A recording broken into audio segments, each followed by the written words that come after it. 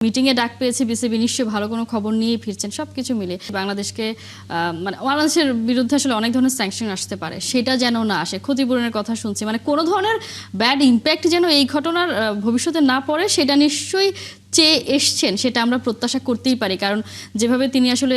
ডাক পেয়ে লাহোরে গিয়েছেন সেই সুযোগটা তিনি নিশ্চয়ই হেলায় হারিয়ে আসেননি সেটা আমরা প্রত্যাশা করি তিনি আসলে নিশ্চয়ই আমরা এই ব্যাপারে জানতে পারবো এখন কি আমরা আসলে একটু বলতে পারি কিনা বা আশা করতে পারি কিনা যে আইসিসিতে বিসিসিআই এর মনোপলিটা খানিকটা আসলে কমে যাবে এটা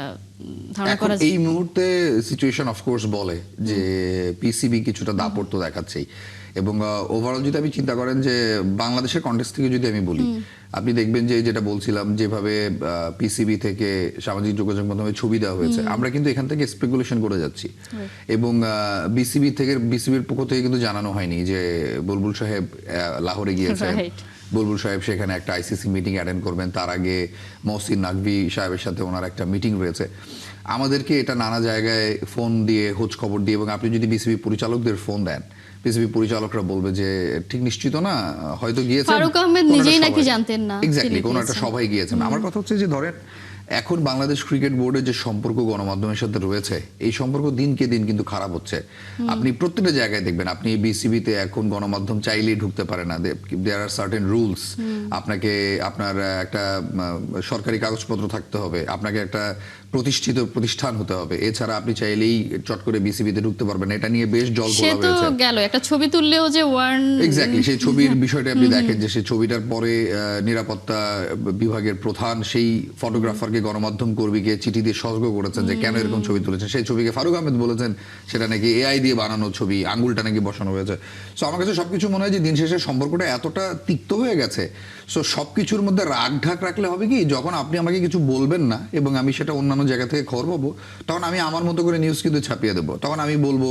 যে পাকিস্তানি অমুক গণমাধ্যম এটা বলেছে পাকিস্তানে আমার বন্ধু যেই সাংবাদিক তিনি অমুকটা বলেছেন এই স্পেকুলেশন চেয়ে ভালো হয় যদি বিসিবি থেকেই আসলে জানানো হতো যে এটা তো লুকোচুরির কিছু নাই তাই না তারপরে দেখেন লুকোচুরির কিছু নাই কিন্তু যেটা আসলে বলছিলেন যে তিনি যে লাহোর গেছেন সেটা আমরা গতকাল সকালে জানতে পেরেছি বিভিন্ন মাধ্যম মারফত বিসিবি থেকে কোনো ধরনের জানানো হয়নি এবং আমরা অনেকে একটু কনফিউজড ছিলাম কারণ এর আগে বিসিবি সভাপতি মেলবোর্নে চলে গিয়েছেন এরকম খবর তো চাওয়ার হয়েছিল সেই জায়গায় মনে হচ্ছিল তারপর দেখলাম পাকিস্তানি গণমাধ্যম তারা আসলে দিচ্ছে যে গিয়েছেন মানে এইসব খবর কেন অন্য গণমাধ্যম থেকে আমাদেরকে জানতে হবে এগুলো আসলে বিসিবির কি উদ্দেশ্য কেন আসলে বিসিবি নিজের ঘরেই সমস্যা লাগিয়ে রেখেছে সেটা একটু আমার মনে হয় যে কমিউনিকেশন একটু গ্যাপ রয়েছে এবং মানে গ্যাপটা কেন রাখছেন গ্যাপটা তো রাখা আপনি যাবে দেখবেন না যে শুরু থেকেই এই পরিচালনা পর্ষদ যে পরিমাণ চাপে রয়েছে নানা কারণে সেটা জাহানারা আর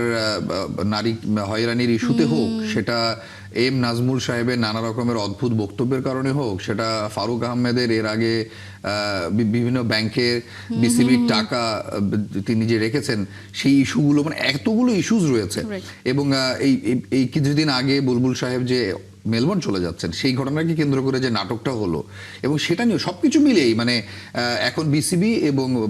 এই মুহূর্তে গণমাধ্যম বাংলাদেশের গণমাধ্যম কিন্তু বন্ধু না কোনোভাবেই না এবং বিসিবি এক এক করে তার প্রত্যেকটা স্টেক হোল্ডারের সাথেই কিন্তু আপনি যে ক্রিকেটটা আমরা খেললাম না এর ফলে কিন্তু যে সবচেয়ে বড় স্টেক হোল্ডার যে সাধারণ মানুষ যারা বিশ্বকাপে বাংলাদেশকে দেখতে চেয়েছিল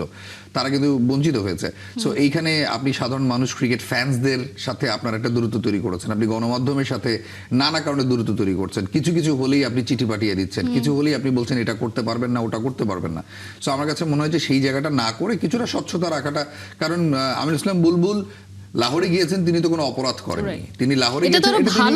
ভালো খবর এবং সবচেয়ে বড় কথা এটা বিসিবির বোঝা উচিত যে বাংলাদেশ ক্রিকেট বোর্ডের প্রধান যদি লাহোরে গিয়ে থাকেন সেই খবরটা বাংলাদেশ গণমাধ্যম পাওয়ার সাথে সাথে সবখানে ছড়িয়ে যাবে এবং সেটা কিন্তু ছড়িয়ে গেছে আপনি দেখবেন যে তিনি মধ্যরাতে গিয়েছেন সেটা নিয়ে কোনো গণমাধ্যম বলছে তিনি ফ্লাইটে ওঠার ঠিক আগ মুহূর্তে একটা ছবি পাঠিয়েছেন পরিচালকদের হোয়াটসঅ্যাপে কোন একটা গণমাধ্যমে বলা হয়েছে যে পরিচালক বলেছেন আমি আসলে ভাই বেশি কিছু জানি না উনি বলেছেন আমি যাচ্ছি কি মিটিং কেন মিটিং কিছু জানি না সো এই ধরনের এক ধরনের রাগ ঢাক কেন আমার মানে শাক দিয়ে মাছ ঢাকতে হবে আমি স্পষ্ট করে যদি জানিয়ে দিতাম যে আইসিসি তথা পিসিবির সাথে আমার দুটো মিটিং রয়েছে তাহলে একটা ক্লিয়ার বার্তা থাকতো নিশ্চয়ই সেটা আরো আমরা খুব সুন্দরভাবে জানতে পারতাম কভার করতে আরো বেশি ভালো লাগতো আমরাও ভাবতাম যে যেহেতু মিটিংয়ে ডাক পেয়েছে বিসিবি নিশ্চয়ই ভালো কোনো খবর নিয়েই ফিরছেন সবকিছু মিলে